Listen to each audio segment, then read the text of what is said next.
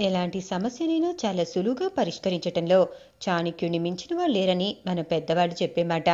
అన్ని సమస్యలు ఒకేసారి వచ్చినప్పుడు ఎలా ఎదుర్కోవాలో చాణక్యుడు ఓ కథ రూపంలో చెప్పాడు.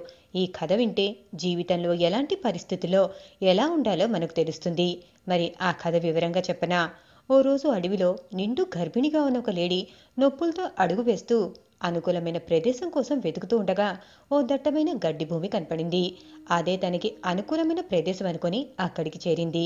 నొప్పులతో బిడ్డను ప్రసవించటానికి సిద్ధంగా అటూ ఇటూ చూడగా ఓవైపు పిడుగులు పడి కొద్దిపాటి దూరంలో గడ్డి అంటుకుంది. ఇంకోవైపు లేడీని గమనించి సింహం వస్తోంది. మరోవైపు వేటగాడు లేడీని చంపటానికి బాణం వేస్తున్నాడు.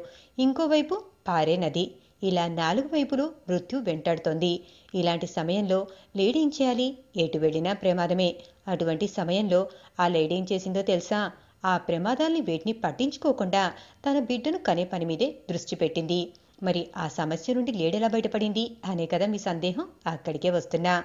పిడుగుల కాంతి వేటగాడి కళ్ళకు తగిలి బాణం గురి తప్పి సింహానికి తగిలి సింహం చనిపోయింది. ఇంతలో వర్షం పడి సమీపంలో ఉన్న మంటలాగిపోయాయి. లేడిపిల్ల తల్లి గర్భం నుంచి బయటకొచ్చింది. అన్నీ ఒకేసారి జరిగాయి.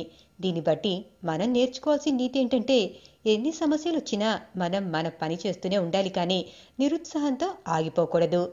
మన చేతిలో మన అందుబాటులో ఉన్నది మనం సవ్యంగా ధైర్యంగా చేస్తే మిగిలింది దేవుడే చూసుకుంటాడు. సో ఈసారి ఏమాత్రం నిరుత్సాహం అనిపించినా, చేసే పనిలో అవంతరాలొచ్చినా ఈ కథను గుర్తు చేసుకోండి.